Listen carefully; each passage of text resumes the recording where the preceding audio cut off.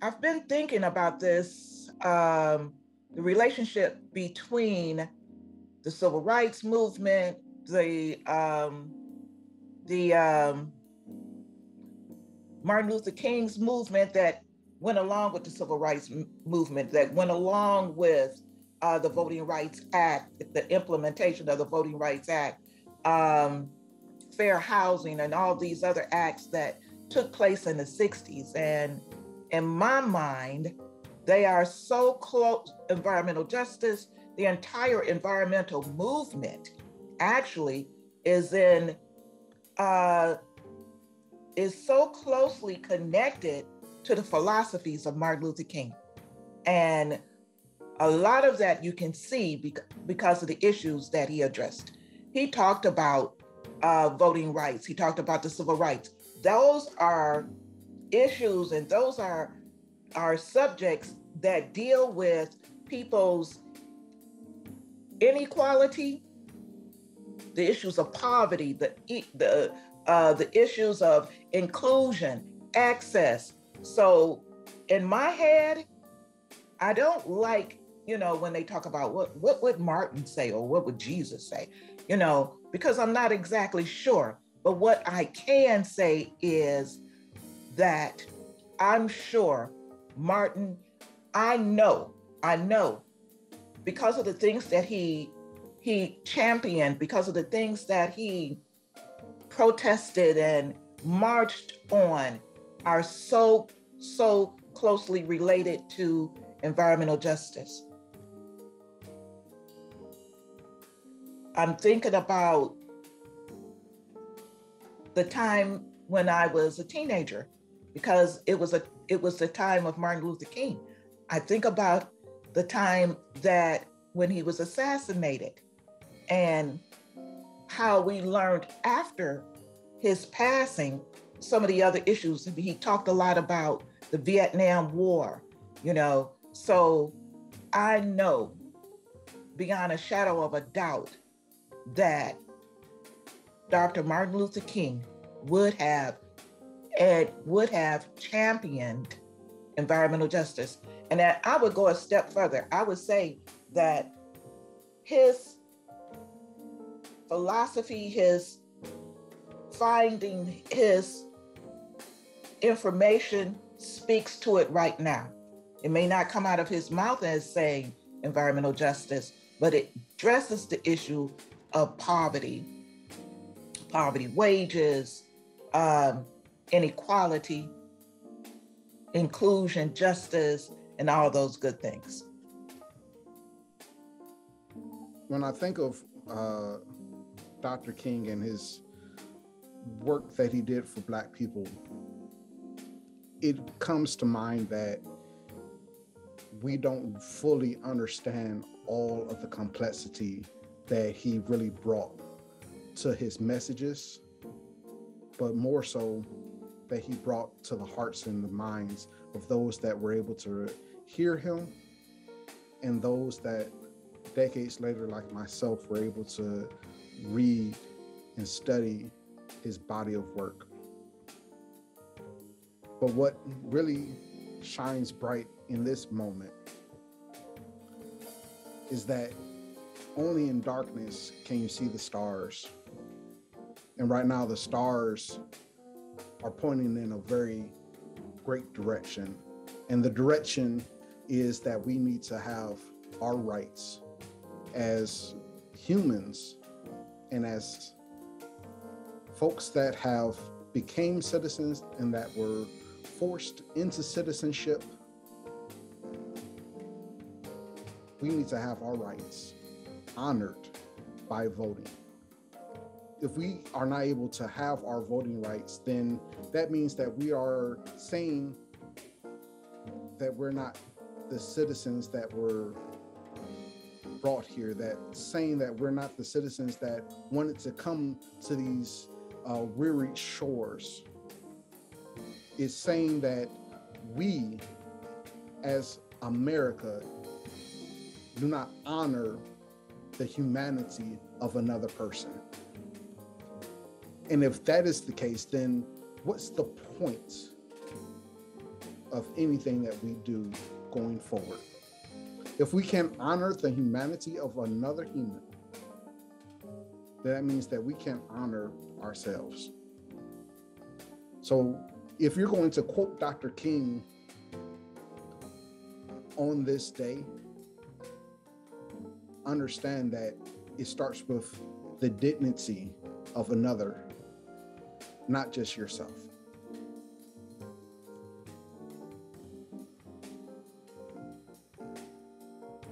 So Dr. King's legacy to me in the environmental movement is very important because it has created opportunities for not just the civil rights movement and my ancestors, but also myself and my children and generations to come. It's very important that we continue to fight and we continue to lift up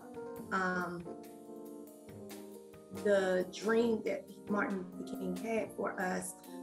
Even to this day, we should continue to hold folks accountable to ensuring that everyone have equal rights, everyone has a right to speak, everyone has a right to breathe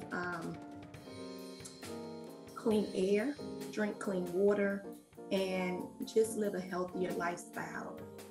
This weekend is very special because if not one time of the year that I give back, I definitely try to commit to service, which also presents a great example to my child, who's 16 years old, that this work must continue to be done. And so that's what it means to me. And I appreciate the Black Action Team for putting aside this time for Blacks to speak and lift up the legacy of Dr. King.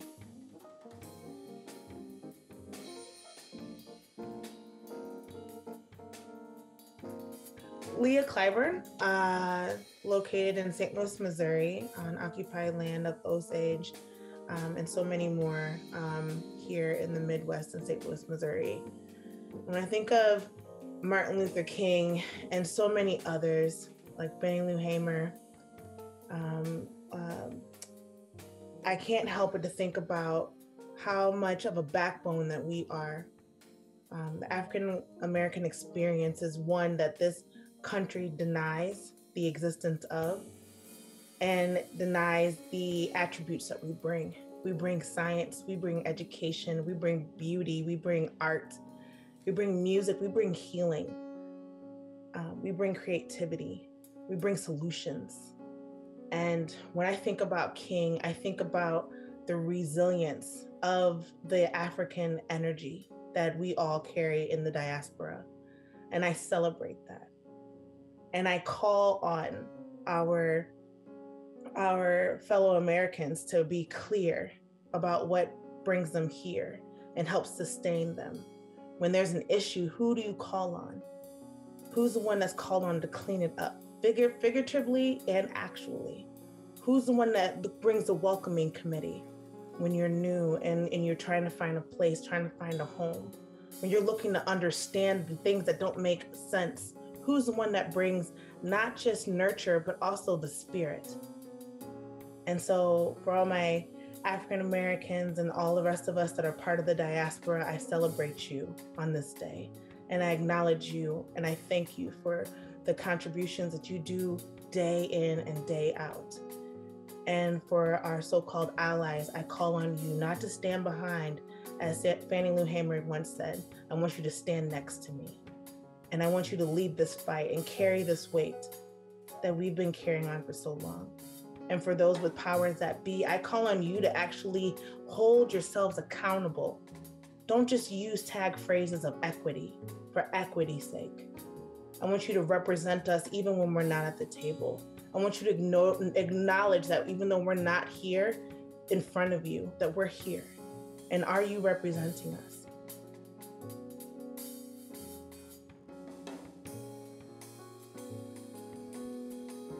Essentially, as I've grown up and learned more about the world, more about society as it could be and as it should be and as it is, There was a long time when I was frustrated by the idea of a normative reality of what could be and should be. But to be honest, as I've gained more agency, it's just there's too much at stake right now. Maybe perhaps now more than ever, and we've heard that now more than ever. We've heard it 2 years of now more than ever. But things are collapsing. Multiple systems I've seen collapse. What should have caused transformative change. I think the fact that the Earth now is collapsing is the ultimate sign of these problematic systems that have been predicated on a lie, predicated on a fantasy of supremacy of one group of people, the righteousness of one group of thought that is treated as universal.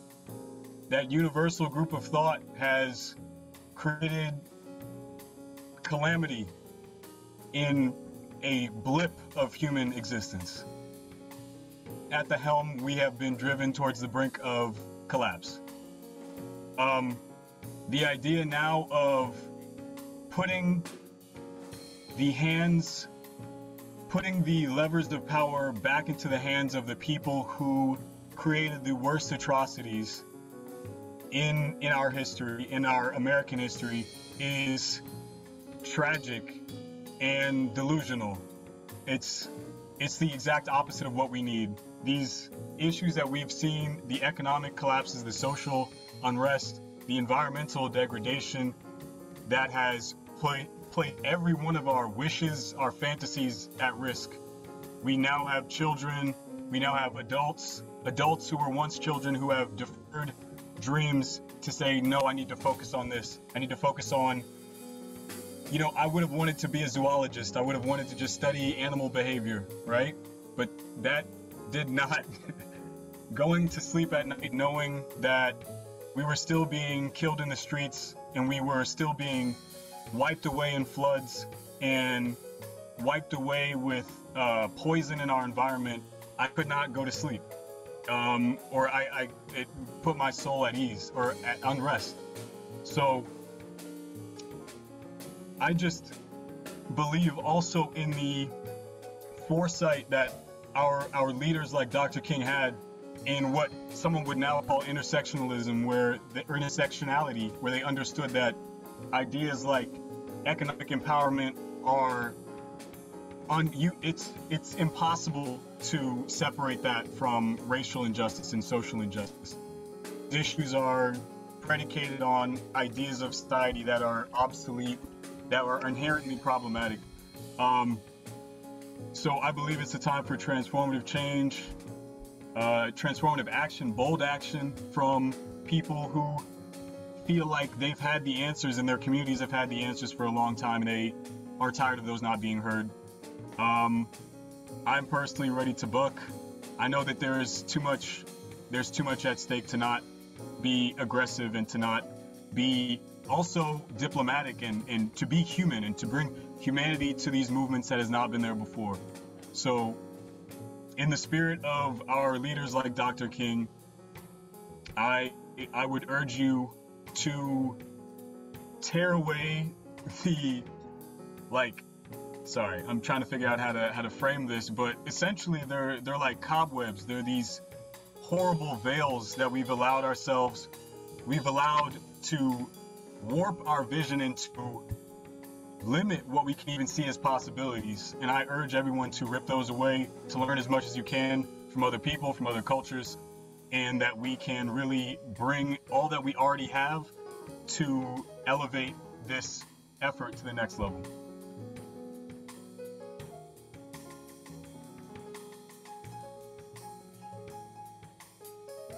Hello, my name is Melissa Williams, and I am the lead press secretary for the Beyond Coal campaign. I live in Asheville, North Carolina, on the unceded land of the Eastern Band of the Cherokee, and my pronouns are she, her. And I'm actually grateful to work at a place that allows me to have that identity expressed in the place where I work, and that I'm taking this moment now to honor one of our great leaders in this nation with my fellow Black co-workers here at the Sierra Club. And we want to honor him on this day. We want to honor him every day and the work of all the people with whom he worked. Dr. King was the greatest organizer um, that we could hope for in terms of our civil rights and bringing people together, and the leadership that he showed and the bravery that he showed. When he died, he was only 39, but the autopsy showed that his heart had the stress of a 60-year-old. That is the day-to-day stress that Black people face when fighting for things they should not have to fight for basic humanity and recognition. He woke up every day and had that stress in his body. And you look at pictures of him and you see we're always lifting him up for his calm and his composure and how articulate and powerful he was. But on the inside, his body was reacting to the stress of being a Black man in this country. And that is probably tripled for his wife, for Coretta, for his daughters, for his son, that they know that their dad was leaving the house, their husband was leaving the house, and could be killed and was killed. But they knew this every day and lived with it. So I want to honor the fact that Black people live with this kind of fatigue and stress every day just to be recognized as a human being. And that Dr. King went above and beyond, and so did all the folks who worked to get us to this moment where we're still, unfortunately, fighting for our basic rights in this country as Black people, as human beings, the right to vote, the right to not be gerrymandered into non-existence in the states in which we live. So I would hope that especially the white folks who want to be our allies and accomplices would go beyond putting on a pink pussy hat and like stand in front of us, actually, so that our bodies can release some of this stress. We know that people who actually have the power are exerting that power on our behalf for our humanity to give us the things that sadly we should not still be fighting for in 2022. So I'm grateful for those who stand with us. I would like you to get out front and be a true accomplice and to honor Dr. King with action. Thank you.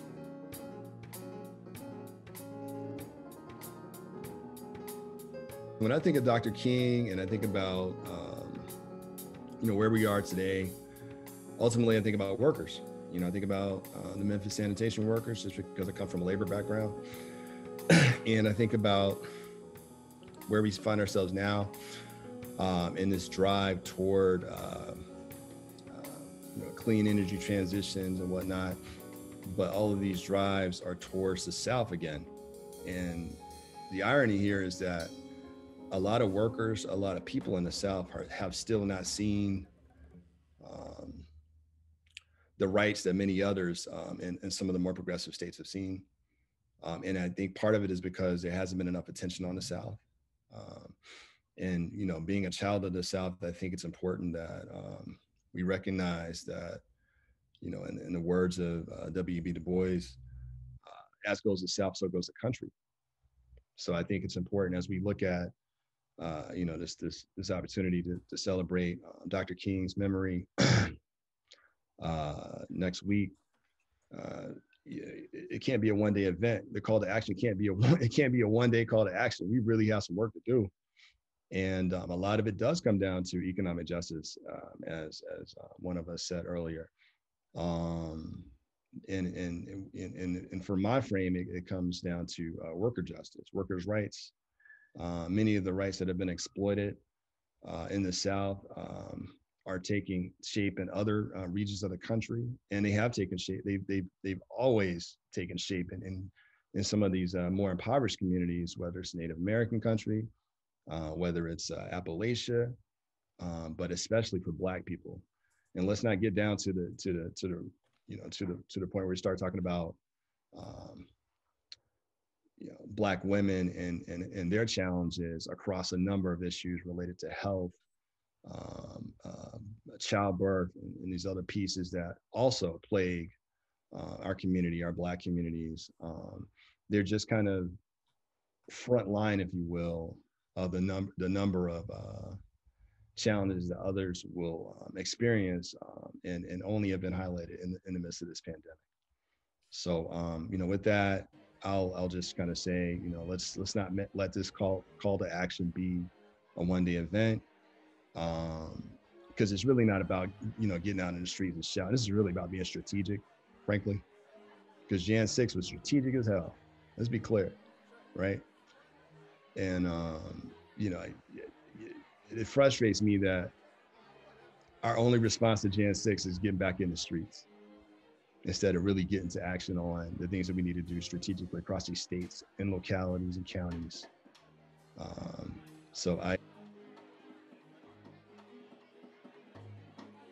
My name is Jocelyn Travis, and I am, I just moved from Ohio to Birmingham, Alabama about a year ago. And the cultural difference is amazing to me, because it makes me realize even more the history and the passion of people in the South, what they've gone through, and why we really need to put some energies and some resources into these southern states, and the states like Alabama.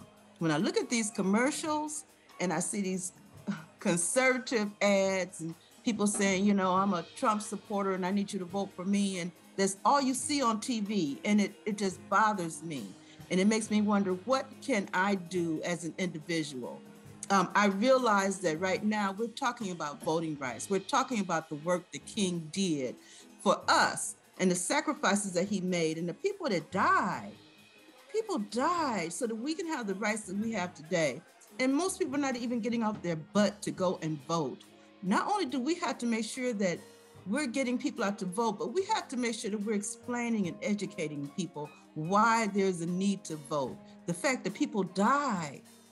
Like I said, I'm surrounded by the history of and the ghosts of Alabama. When I look at movies like and hear stories like Emmett Till, the work that's been done by the NAACP and the work that King has done, and as Melissa said, the fact that he was only 39 years old and the sacrifice that he made for us, and we're just sitting back. We have so much to do. While we're talking about recognizing and honoring and celebrating King's life, let's not do it just sitting back and letting others take the lead. Let us all be leaders. Let us all take a stand. Let us all get out there and do the work, educate people, get people to the polls, do whatever we need to make a difference in our community, because we've got to have a change. What's going on right now politically is horrible. And most of it is because we're not getting involved and being engaged and making our votes count. So that's what I want to say. Let's recognize King by voting, by educating others, by engaging others, and by being as active as we can to make a difference. Thanks so much. And thanks for the work that we do. Actually, I just want to thank the work we do with the Sierra Club. I appreciate the opportunity to have this space.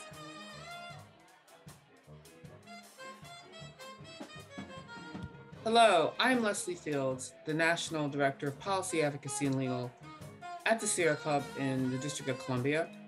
I live right near the Anacostia River, which was the unceded territory of the Nacotchtank people. I use she, her pronouns, and I am a really proud member and honored to be part of the Black Action Team and this group of outstanding staff and volunteers as we urge folks in the Sierra Club to get involved and support voting rights, support the efforts against voter suppression and voter disenfranchisement.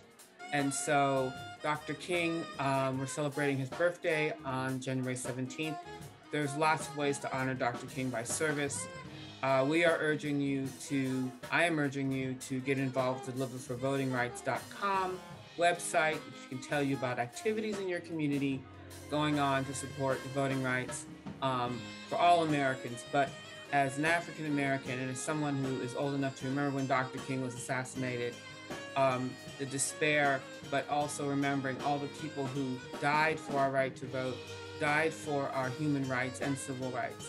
And I was lucky enough to be raised by parents who took me to the voting booth when I was young. And I grew up in and around Cleveland, Ohio. And I remember we voted for And I say we as a family voted for Carl Stokes, the first Black mayor, and how exciting that was. And so everyone should have this excitement of being part of our society, and we need everyone to stand with us, not stand as a bystander, to making sure that our voting rights are secure, and we have to constantly fight for them. And so that day is now, that time is now. Please urge your senators, Republican and Democrat, to vote for the Freedom to Vote Act and the John Lewis Voting Rights Advancement Act, and also that we need Senate reform. The filibuster has blocked bills to stop lynching, to end poll taxes, to fight workplace discrimination. Now it's choosing to be blocked voting rights. And we have seen how the filibuster was used to keep voting rights, keep civil rights from being advanced, and we're seeing that again. It really is, the weaponization of the filibuster is racism cloaked in procedure, and it must go. So again, in terms of voting reform in the Senate, and we need to make sure that our senators understand that. So there's no time to wait. This is the time. We need this done. Please, please, please, as part of honoring Dr. King on January 17th, demand your senators to pass the Freedom to Vote Act and the John Lewis Voting Rights Advancement Act, and to perform some service in your community. Thank you very much.